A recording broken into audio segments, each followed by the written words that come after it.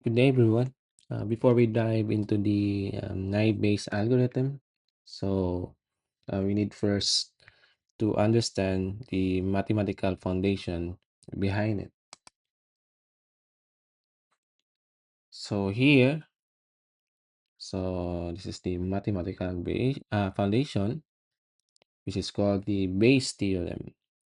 So, think of this slide as the core idea that powers many probab probabilistic machine learning models.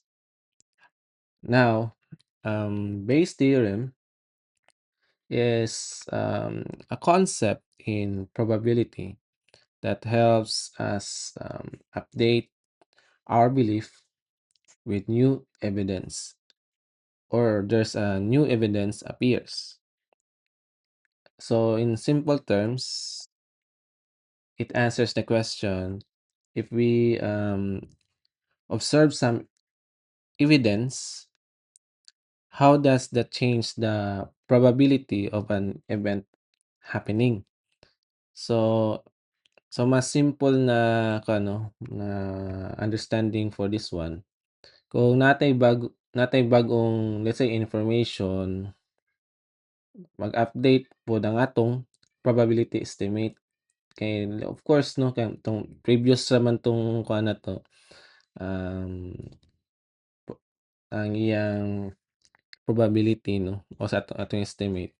Kung naay bagong information, dynamic siya mag-update og iyang bagong estimate. For example, imagine if you receive a certain email, then if you want to classify or you want to know, is this email is a spam or not? But uh, you don't know immediately, no? So what you will see are the words inside the email.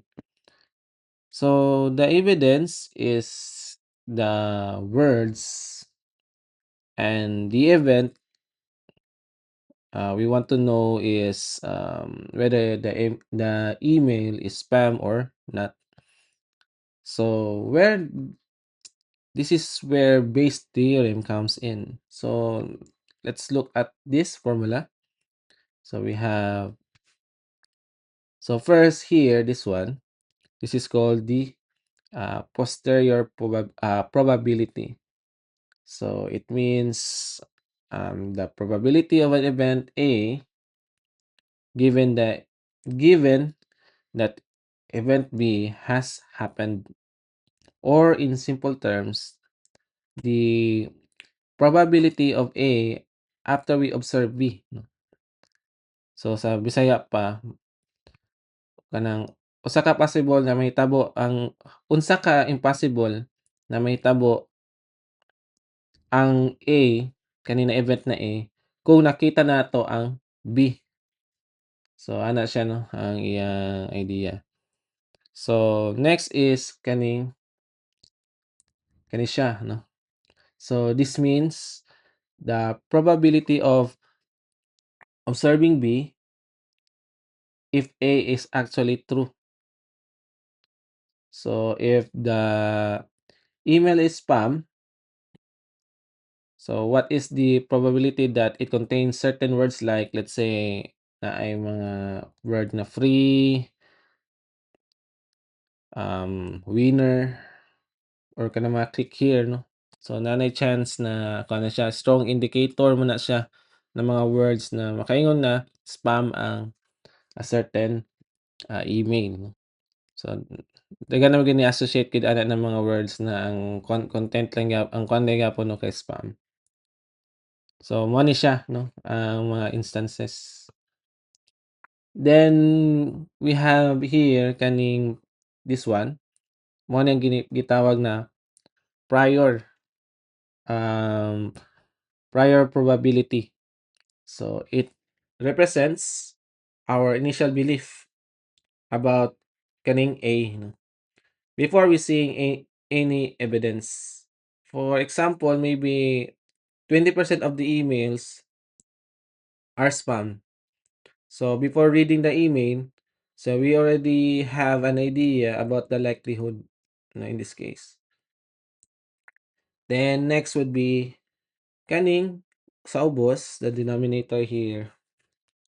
So this is the probability of observing the evidence itself. Ano siya na side, no? So let's say kani siya is murag kuan ba kanang how common are those words in emails overall, no? Sa ilang commonality. So let's try to connect this machine learning na kuan, this equation here, which is the naive Bayes, kani kuan man siya. This is the Bayes, Bayes theorem. So let's connect this with the machine learning na which where gitawag nato na naive Bayes, no? So in machine learning terms, ang A is represents the class label. Let's say kung nai-base na ni siya, so let's say spam or not spam.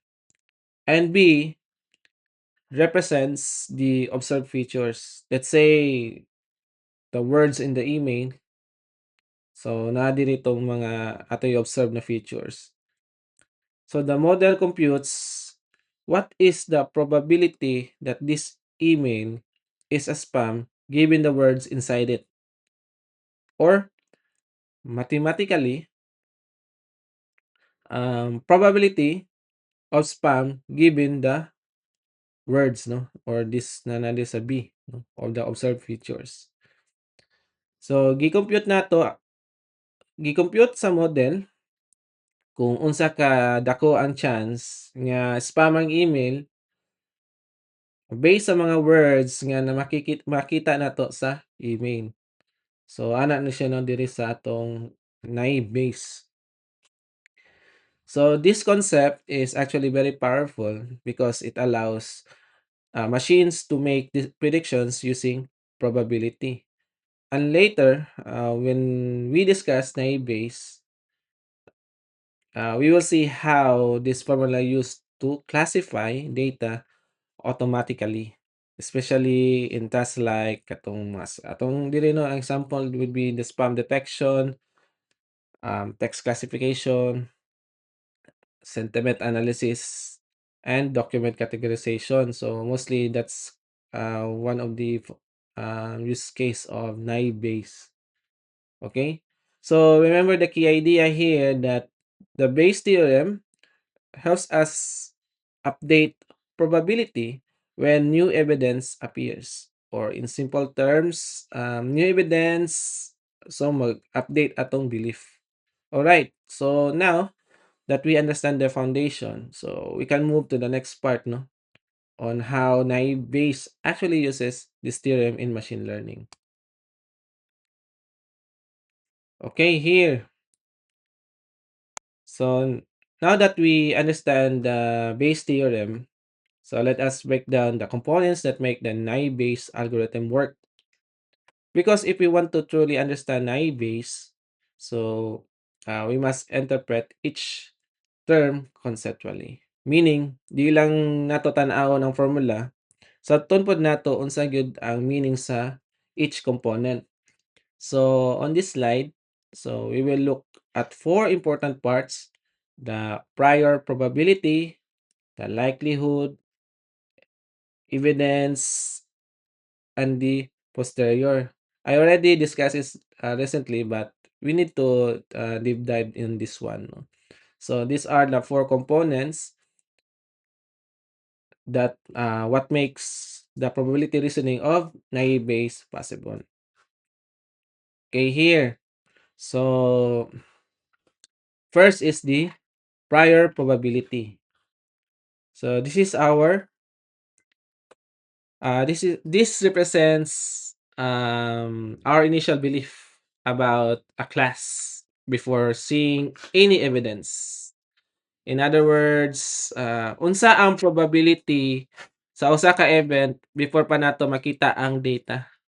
So ana siya na idea. So let's say, for example, suppose we discovered that 40% of the emails are spam. So that means um, P spam is 0.4, or the probability of a spam is 0.4 or 40%. So this is our prior belief or initial belief. So before pa nato basahon ang email, kabalo na ta nga around 40% sa emails mahimong spam. So the prior is basically our starting na ni siya na assumption.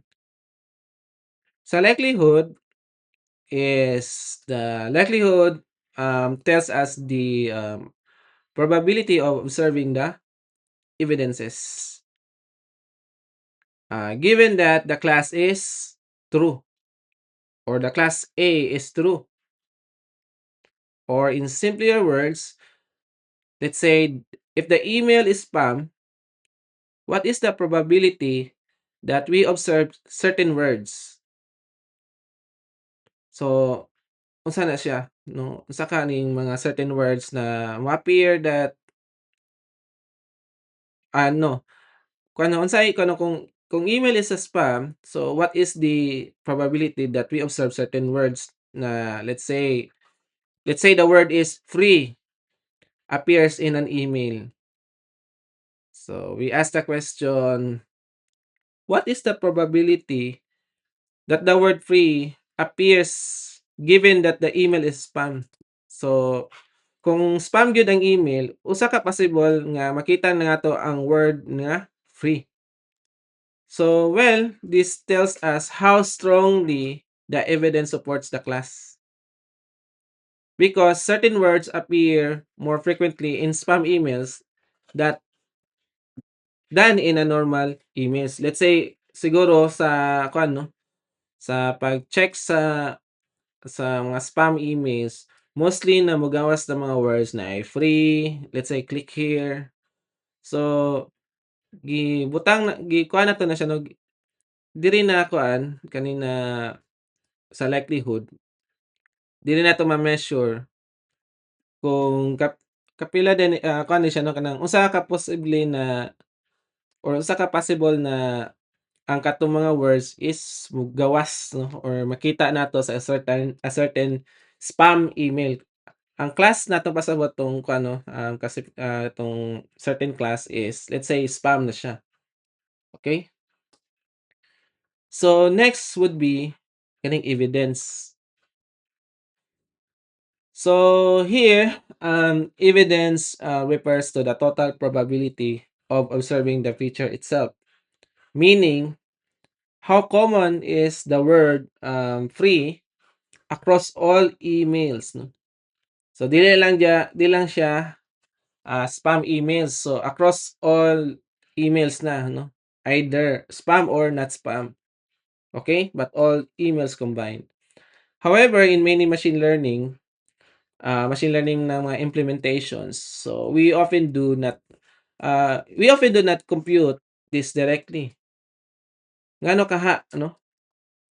Because during classification, it is it is constant across classes. So when comparing probabilities between spam or not spam, it cancels out. Sa practice, so ginagamit lang nato siya theoretically. But the algorithm often na-simplify na siya sa atong algorithm. And finally, here we have the posterior. So, saan yung posterior probability? So, this is the most important part because this is what we want to compute. So, the posterior is, kuan siya, no? Okay, here. So, the updated probability of a class A after observing the evidence B. Meaning, what is the probability that the email is a spam given the words we observe. Sa Bisaya pa, human naton nakita ang word sa email, unsa na karon ang probability na spam siya. And this value becomes the model's prediction. Okay? So here sa kanina nahi-base na ko ano. So for prior, so ato lang ning initial assumption. So prior is what we believe initially. Likelihood is how evidence supports a class. And evidence is how common the evidence is. And posterior is the final probability after observing the data. And the naive Bayes classifier chooses the class with the highest posterior probability. Okay? So, let's say, no, kuha lang tanong ka ng quick analysis here. So, if an email contains words like, let's say, kanang katakong ganyan, no? The free, winner, let's say, price, click here. Unsa kaya tong kuanan ano? Unsa kaya tong probability? Or do you think the probability of a spam becomes higher or lower? So, kung nani na mga words. Of course, class, based on some data, siguro kung dagan kayo may makita ani na words, probably it is higher because the likelihood of those words appearing in spam emails is high. So, mo na inyong bantayan class, no? Kung let's say the number of data na when you say when you check data, so if you mag-check ka ani ng mga words, siguro kung makakuha na mo dataset with spam emails or not spam, mostly man gyud ani ng mga words kaning free, winner, price, click here is ma-link siya or naay ko ano, ma-associate siya to a spam email. So that's why taas gyud na siya likelihood with regards to kung ano na kani siya is a class of a spam email. So, mo na 'tong kung ano 'no, well, we will try this one later 'no, katong ano kaninang mga words is kuhaan siya kaning high 'no. Alright, so right now, um, now that we understand the components of Bayes' theorem, so we already to see how naive Bayes uses these probabilities to classify data automatically. So, muna 'tong i-discuss karon taon-taon. So now that we understand the components of Bayes' theorem, so let us now talk about why the algorithm is called naive Bayes. So if you look at this slide here, or this in the left side here, we see something called the naive assumption. The naive Bayes algorithm assumes that all features are conditionally independent given the class. Well, um, that now that may sound complicated. So, well, let's simplify it now. So, what it means is that the algorithm assumes that each features contributes to the prediction independently on the others once we know the classification or the class. So sa Bisaya pa, ang model nag-assume nga ang isa ka or each feature walay relationship sa uban nga features kung kabalo na ta sa class. Or simply, ang katong mga features is independent siya sa usag-usa. So let's assume that the spam, let's say here, no, for the example, so let's assume that or suppose we have this example here for the email, or we have two words in an email, let's say free and win. So the naive Bayes assumes that the probability of seeing free is independent of seeing the word win given the spam siya na email. No? Meaning, the algorithm treats them as a separate signal. No? Kumbaga, kung ang spam nga email, ang model kay nag-assume nga ang word nga free ug win walay direct na relationship sa usag-usa. But here's the interesting part. Is this assumption perfectly true in real life? Mapo na, no? Actually, of course, the obvious answer is no. Because in real emails, words can be related. For example, if you see the word free, there is a actually higher chance you might also see the word win or let's say offer. So the independence assumption is actually a very strong assumption. Of course, nganong kaning naive base still works, no? Because um even though this assumption is not perfectly realistic, the naive-based algorithm still performs extremely well in many real-world tasks. Let's say, for our example here, the spam filtering, text classification, document categorization, sentiment analysis. So that's the mga use case of using naive Bayes. So even if the assumption is simplified, the model still produce very good predictions. That is why the algorithm is called naive because it makes a naively simple assumption about the feature independence. So now let's look at this visualizations here and computations here. So um, here where we visualize how naive Bayes classification actually works. Conceptually, the process is quite simple. First, we start with the input data. For example, imagine an email is containing the words win, free, offer. So these words becomes our features. Then next would be, let's say here, no, our input. Next would be the first step here, no. The algorithm then computes each possible class, no, here, no. So for example, for not spam or spam, for each class, we compute the probability using this formula.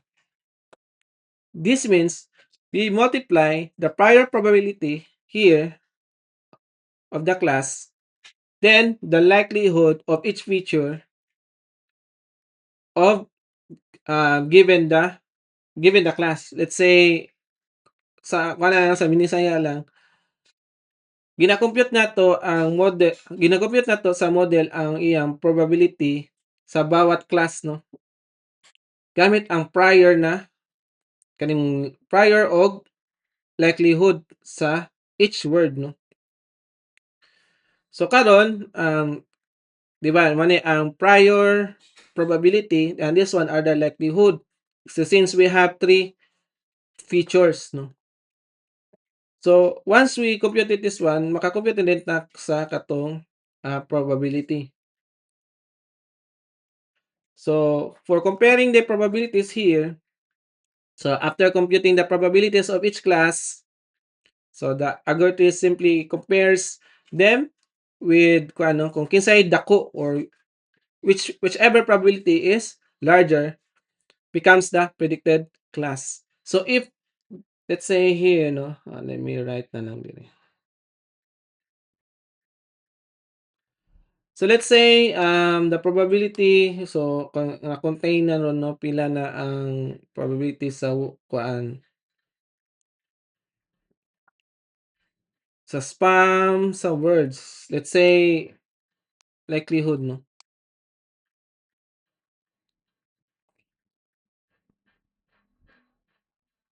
ano kung ano siya.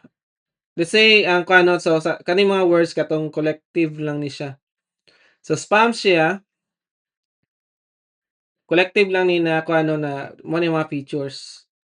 Unya probability na not spam siya, na collection of words lang ni gyapon 'no. So pasabot ani kani siya ano ang kanang na collection 'no. So kung pag-compute class is task og probability ang spam versus this one, of course, ang likelihood na nato ng mga words like that, pag total is dako ang spam versus not spam, so spam siya. So ana lang ang kuan class computation sa Naive Bayes actually 'no. So ato lang i-compute ang whatever likelihood na ni kuan ning free. So ato lang ni ikuan in simple terms or simple computation kung ano para masabtan ninyo 'no. So, ang kuan lang class 'no, ang the gist ani class kung ma-total nato ning probabilities sa prior times sa katong iyang mga likelihood. So, kung kinsay dako sa duha so between the class is mo na mo-prevail na kuan siya, spam ang classification. Kung dako ang kuan, not spam or non-spam, so siya ang i-classify, okey? So karon, so for example here sa kanina table, so unsa may naa diri. So as you can see here, so we have this training data set, no, small training data set lang natay 5 ka emails. So each email has pieces of information. So kuha lang 'no, isa lang ang kuha lang 'no, atong feature diri. It contains the word free and its classification. So simple ra kay ni siya na data set 'no. So first we have this first email here, nag-contain siya free and it is a spam. Nag-contain siya free, spam pod siya. Next is wala siya nag-contain og free, dili siya spam. Then the other one is naay free, spam siya. Nga wala po'y kuan, wala po'y free na contain og free, and this is no not spam. Okay, so we summarize this one. So let's say here so, what we have here is that we have 3 ka spam o 2 ka non-spam in this case, no? So, first is we need to compute the prior probability. So, here, since kuan man na may 3 instances na spam siya, so out of the data no na 5. So, mo ni siya ang prior probability here sa spam. So, natay 3 out of 5 no? Or 3/5. So sa not spam kay duha man so ang prior probability sa not spam is 2/5 or 2/5. So pasabot ani atong dataset mas daghan ang spam kaysa non-spam. So the model already starts with a belief no na sa maning kuan asaha kung sa i-compute. Oops.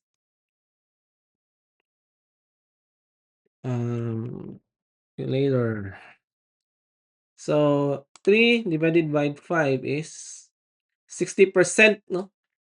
60% sa dataset is spam siya versus sa kaning 40% ning kuano, not spam 'no, this case. So 60% probability na, chance na kuano, spam tanan ang naikuan diri 'no, atong prior kuan na 'to ba probability na 60% siya na spam and 40% siya na not spam. So karon class, ang next ani kinahanglan human naman atong prior 'no, kaning prior. Ang step 2 would be i-compute nato ang likelihood. So mo ni siya ang likelihood. likelihood. So here, so unsa ning likelihood nito 'no? So, likelihood is kanang let's say if the email is spam, what is the probability that it contains the word free? So, i-check nato atong table. So, sa atong kuno natay 3 spam emails here, kani, kani, ug kani. So, how many free na word contains on this email? So, naay tulo. So naay tulo ka free. So, kani siya tulo ka 3 out of 3 emails na ay tulo ka free words na diri no sa tulo ka email. So, of course, the answer would be 1. Meaning, if an email is in if the email is spam in this data set, it always contains the word free. Okay, so kung tanaw na tong pikas, among the two non-spam na emails, pila man ang ni-contain og free? 'Di ba wala. So, we compute 0 out of 2. So, 0/2 is 0. So, none man. So, kung dili siya spam ang email, walay walay kaso nga naay ano or walay case here na naay word nga free. So, saan nato na karon pag-classify sa new email 'no? So, suppose naay bagong email na moabot. Pero kung let's say ang new email kay nag-contain og free na word. So, unsaon naman ni ron? So, we will compute now here the posterior or gitawag na posterior probability. So, unsaon man na siya? 'Di ba ang posterior probability would be i-multiply nato ang prior. So, ang posterior is equal to prior times the likelihood. Like likelihood sa may likelihood na likelihood na siya no. So, likelihood. Okay. So, karon is what we have here is so pos is equal to the prior times the likelihood. So, mo na ni ang posterior ron. So, of course, 60% gyapon. Sa not spam, 0 ang likelihood. So, 0%. And of course, anything 'di ba multiplied by 0 becomes 0, 'di ba? So, 0% din siya. So, now we comparing results no in this case. So, sa atong kagamay kay na data here or data set here, the spam probability is greater than the non-spam, no? Kay 60% versus 20 diri. So therefore, the model predicts spam kung nag-contain ang certain email og free na word. So na siya 60% chance na spam siya. So mo na class no kanang sa atong karon kung may mga bag-o na data mo so diri let's say na ika number 6 nag-contain siya og free, automatically itag siya as a spam. This case no. So mo na ang nakakuan aning naive base no. So since yes ang check ang prior probability based sa data naa sa iya, then unsay likelihood na ang katon ng mga words or features is ma-associate dito sa unsay likelihood na a certain word is a spam, no? Nahulog siya as a spam, no? So karon kay sa atong data here is free raman. So anything na na word free is mahulog siya na spam. Pero kani siya class is kuan ra pud kayo no, gabi ra pud ka isa ra pud ang atong basihanan na feature na makaingon ta og spam ang certain email. Paano in reality, there are many features na makaingon ka na spam ang certain email. So let's say free is the other word. How about nasa Rowin kanang click na word? Daghan pa 'no, kanang click here, isa pa kanang isa pa, congratulations kana pod not word 'no, kong na lang, congratulations. So, actually class daghan kayo na siya'y features para makaabot ka og certain sakto na kung anong probability na spam o not spam siya. So, mo nang kuhaan class 'no, dili lang siya tanto isa ra gyud ang feature 'no. So, for the sake of example, for this kuano, Naive Bayes, inani siya pag-compute, okay? So so karong class masking gamay lang ang dataset nato 'no, so kuhaan na gyud ta 'no, maka-make na din tag prediction in this case. Okay, so now, you have seen somehow a concrete example. So, we now understand how naive Bayes turns into kuwan siya 'no, turns simple counts kani siya into a probabilistic na prediction. Okay? So, next would be here 'no. So, well known na tayo we already understand how naive Bayes works. So, well, the next question is, are all naive Bayes models are the same? Of course, the obvious answer is no. So, there are actually different types of naive Bayes 'no. It depends on the type of data we are working with. And on this slide, so we will look at three common variants. So each of them is designed to handle different kinds of features. First is we have this kaning Gaussian naive Bayes. So kanina version no, is used when our data is contains a continuous numerical data. So as you can see here no kaning ay dako ra kayo. Continuous. Unsa din ni mga continuous numerical data or numerical values. So let's say here the height, weight, temperature, age no, age or any measurement that can take many possible values. So mo na siya no, continuous numerical values. So the Gaussian naive Bayes assumes that the values follow a normal distribution, also known as Gaussian distribution. So you might remember that, or you might remember this as the katong kuano kung tong bell shape sa kuano curve sa statistics. So nag-assume ang model nga the values nag-follow og normal distribution. Kanang kuan siya no, kanang nag-bell shape curve nga makita sa statistics.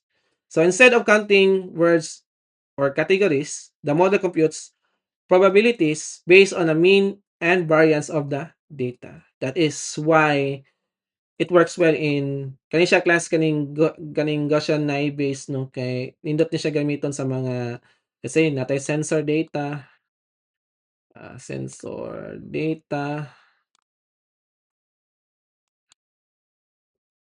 o kaning mga medical measurements like that no.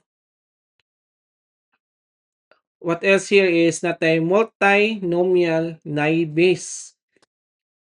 So this is one of the most commonly used version or variant, specifically or especially in text classification ini siya mostly or common kini siya sa text classification problems.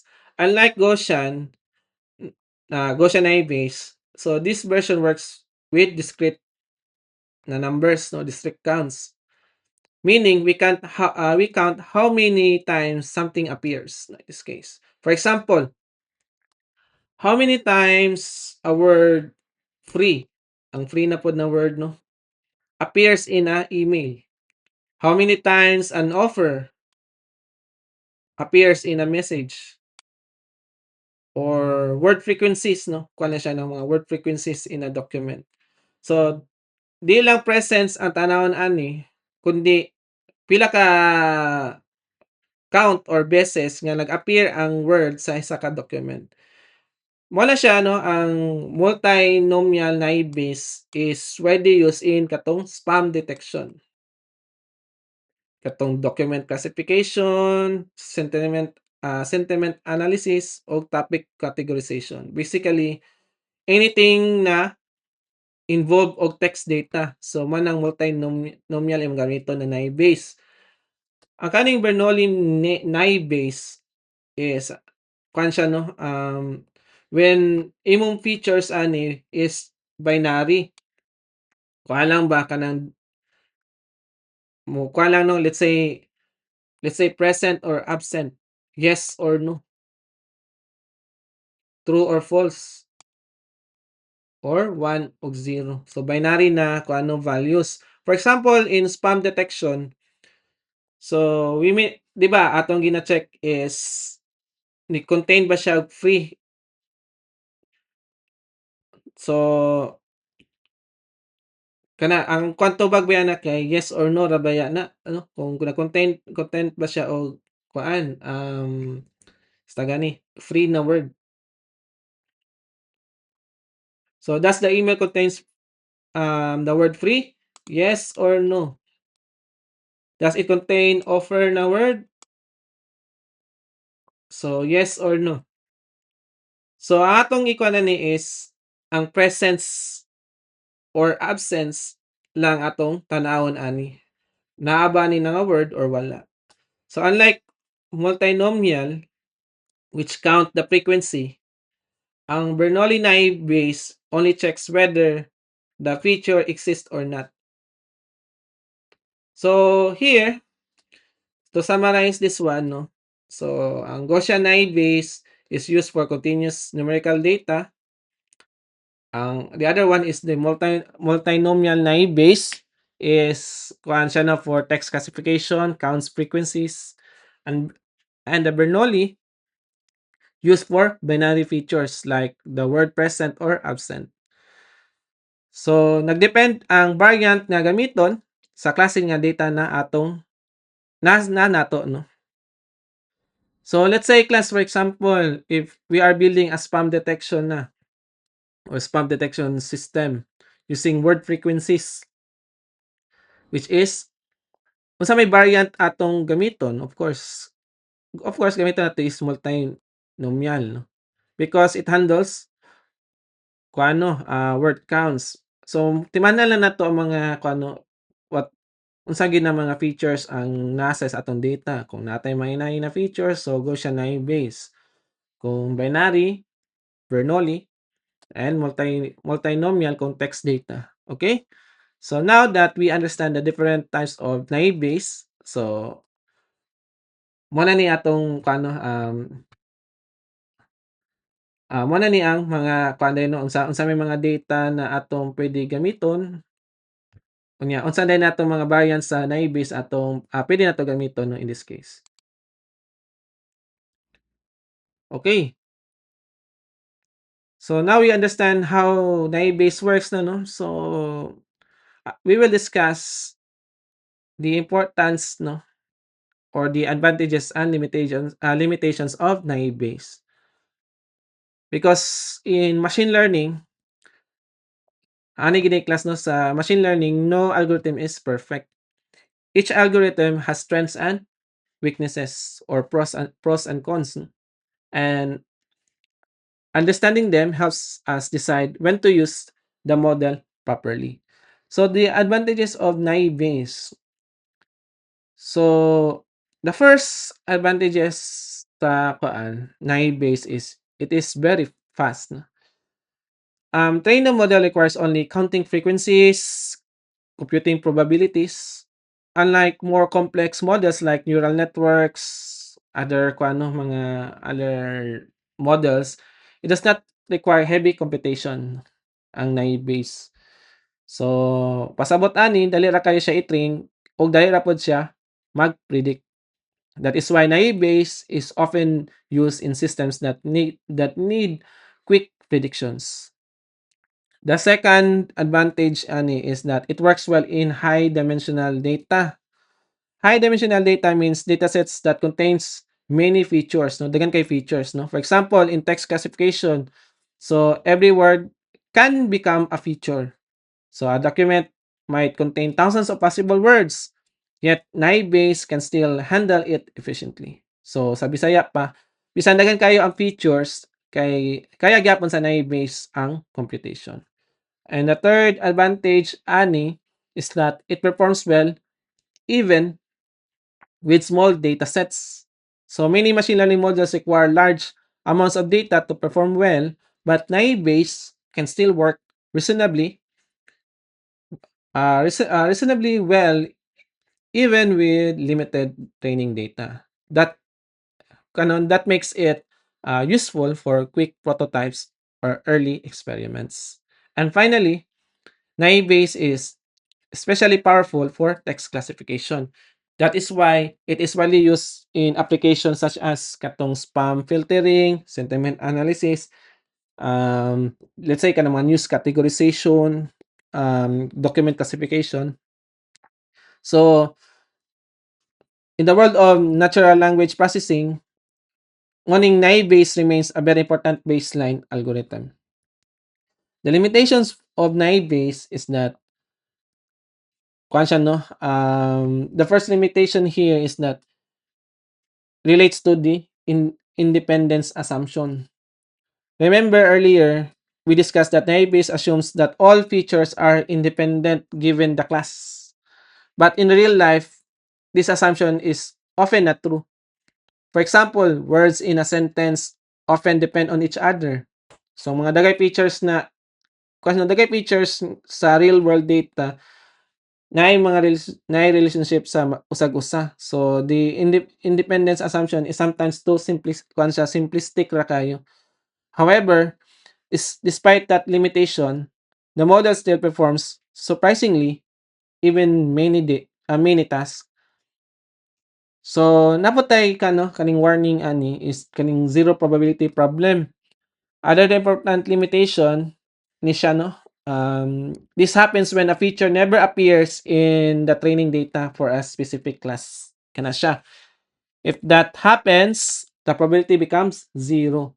And remember, naive Bayes multiplies probabilities altogether, di ba? So if one probability becomes zero, the entire prediction can also become zero.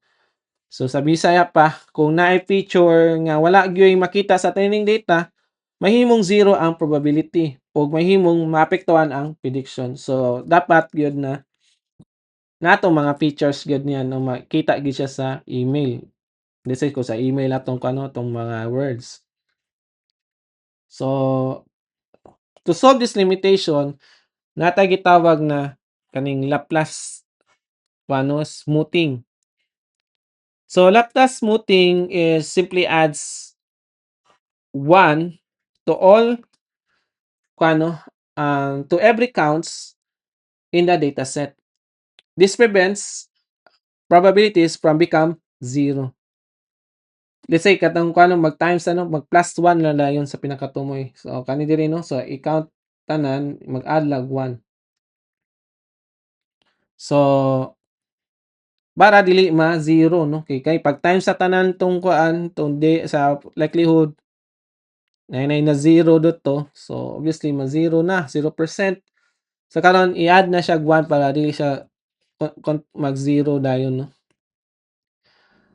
So okay, so mo to prevent na zero probability.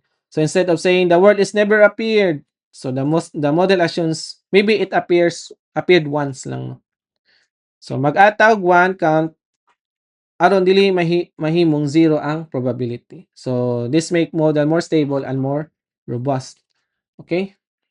So the key takeaway for this one, no, na naive Bayes is simple, fast, efficient, very effective to text data. But we must also be aware of its assumptions, like assumptions or limitations, especially the independence assumption and the zero probability problem. So motong here, so we will add Laplace smoothing, adding 1 para dili ma-zero ang probability. Okay? So what else? Okay, so let's move na. Okay, here, no, for example, so na naman tayo understanding sa concept behind Naive. So let's look on how this algorithm is actually implemented in Python. Because in real machine learning projects, so we usually do not compute all the probabilities manually. So instead, we use machine learning libraries like kaning ano, scikit-learn in this case para ma-automate na 'to ang calculation for us. Okay, so if you look at the kung ano, the code here, so natay simple na ang gigamit natin is multinomial naive Bayes 'no, kaning multinomial NB. So the first line imports the libraries 'no. So nata sa scikit-learn natong gamit 'no. So ang multinomial NB is from scikit-learn.naive Bayes na paano, libraries here. Then nagkuha tayong ta og train test split. So divide the data and check the accuracy 'no sa atong multinomial naive Bayes. Let's say kung naa natay data class 'no. So let's say here, ang X would be the input features and Y is the target labels. For example, in spam detection, ang X na to is the contain word frequencies. Ang Y niya is katong label, let's say spam or not spam. Then we divide the dataset into training and test sets. No? So, mo ni siya katong pang kuan no, pagkat. For here class, in this example, 30% of the data is used for testing, no, kaning test size. While the rest is used for training. So 70% sa data is used for training and 30% sa data is test for testing. So this helps us evaluate how well the model performs on unseen data. So importante nga dunay testing data nato para makita nato kung mayo ba ang prediction sa model sa unseen data or bagong data. Next line class is we create the model here. So we initialize the classifier multinomial NB. Then we train the model using model.fit. Nga katong data, train data na to na X o Y no features o iyang labels. Then so during ani na step class, the algorithm automatically computes the prior probability, likelihood, o posterior. So all mathematics we discussed earlier happens internally in the model. So after training, so we ask the model to predict the class labels from the test data using the kaning predict no model that predict X test katong features nag-input. Then we measure the performance using accuracy. So accuracy simply tells us what percentage of predictions were correct. Sa Bisaya pa, ginatanaw nato kung pila ka predictions ang sakto kumpara sa total predictions in this case. So now, kung natay data na, you can try naman ano no, you can try naman on how use na base no kung namoy data. So here kung let's say natay data for spam detection, so katunog magkuha lang tag mga features na word count no sa certain words na nasa email, let's say like that no. So mao atong input features. Okay, now let's move to real world application. So despite being a very simple algorithm, Naibase is used in many practical systems like this one, no? And kaning kuan importante kani siya sa mga spam detection, medical diagnosis, like that, no? Positive, negative, or kani sa kuan sa mga salida, movie reviews na positive and negative reviews. Ma-classify nato. And it is also used in kaning mga news classification. Labi na kanino, let's say i-categorize atong topic like politics, sports, technology, entertainment. Unya kaning sa medical kuan diagnosis class kay estimate nato ang kuano probability of a disease based on symptoms. Let's say natay textual data. So atong ikuan kung unsay probability na kanina disease is kung ano, based sa diagnosis na makaingon ta na kani siya is na ni siya COVID based sa diagnosis sa katong certain doctor, let's say like that. So, makaingon din ta na, okay, this is kung ano, ang probability ani na disease iyang kuan is COVID like that 'no. And finally, here kaning document categorization. So, let's say mag-auto kuhaan ka 'no, mag-create kag system na iya i-categorize ang certain document. Let's say, kanina document kay pang procurement, kanina document for, kakuha naman ng kuhaan document tagging gani class, na kani siya is, um, kung let's say kung naka sa administrative na kuhaan 'no, let's say naka sa admin department, kaning mga document kay sa financial kanang matag siya ginana gani, nindot man gud na ma-arrange na yung mga files. Let's say kung naka-records 'no, kani din ang mga documents here is for financial, kani siya is for, procurement, kani siya is for HR. So inana 'no, so nindot gamiton ang NIBase in this case. Okay, so mao to ang kano, ang idea here is that ang importante na 'to i-remember permanently sa NIBase is that kani siya is kuan siya 'no, often used ni siya or the first model na gina-try gyud sa data scientist una.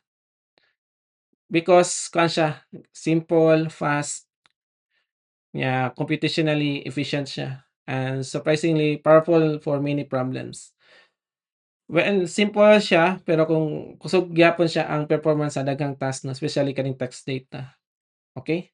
So mao tong kuan class 'no, mao ni gyud kasagaran ng ginagamit gyud dinay base na dali kayo maka-kuano, maka-predict o makahatag dayon og desisyon. So next would be, okay here. So our closing kuan na 'to 'no, sa closing slide. So, okay, because kuan man 'no class 'no, kanina thought pro 'no, kanina sa atong kuan, um, beyond sa beyond sa formulas, beyond the code, Nahi-base actually teaches us a very important lesson about machine learning 'no. Let's say, even when our assumptions are imperfect, probabilistic na kuan 'no, probabilistic reasoning can still produce excellent results. So, pasabot ani, bisan dili perfect atong mga assumptions, puwede gyapon makahatag og maayo nga predictions ang model. And that is exactly what is we saw with naive Bayes. Remember, the algorithm assumes that features are independent, no? In reality, that assumption is not always true because 'di ba, words in a sentence can be related or nay mga words na somehow kansa nay siya relationship. So, features in data can influence each other. But surprisingly, the model still works very well. Another important idea is that naive-Bayes transforms uncertainty into structured decision making.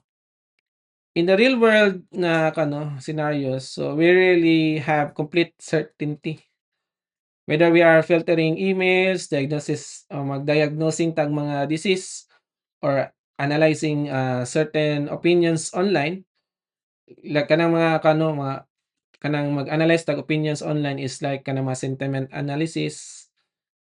So we often deal with uncertain information. So what Naibase does is it allows us to quantify the uncertainty using probability. So sa Bisaya pa, imbes mag-guess lang ta, igamit nato ang mathematics para mag-decide based sa probability. And that is very powerful. It also teaches us something deeper about machine learning. So, machine learning is not always about finding the perfect model. Sometimes it is about finding a simple model that works surprisingly well. And AI base is one of the best examples of that idea. So another key insight here is that the approach allows us to reason mathematically about belief and evidence. Meaning we can update what we believe when new evidence appears, which is exactly what Bayes' theorem was designed to do. So every time the model sees new data, it updates its probability and makes a better informed decision. And in a world that is full of uncertainty class, that ability becomes incredibly powerful. So let's say from spam detection to medical diagnosis, sentiment analysis, probabilistic reasoning allows machine learnings to make intelligent predictions even with incomplete information. So as future computer scientists, information technologists, data scientists, and engineers, remember this, no? Sometimes the most powerful models are not the most complicated ones. So, dili necessary na neural networks inyong gamiton sa inyong research, like that, no? So, sometimes there are the ones that use katong mga simple ideas applied in a smarter way. So, kuan gid class, no, kanang dili gid necessarily gabi complicated na algorithm models imong gamiton para lang a certain task, no? And the perfect example here is naive Bayes, no? Makapredict na din ka o probabilistic approach mathematically. So, right class, so that concludes our discussion on naive Bayes. So, next, I think next will be ang next na po na to is the gradient descent na topic. Okay? And I hope na namoy na learn aning atong topic about naive Bayes. So, thank you for watching this recorded lecture.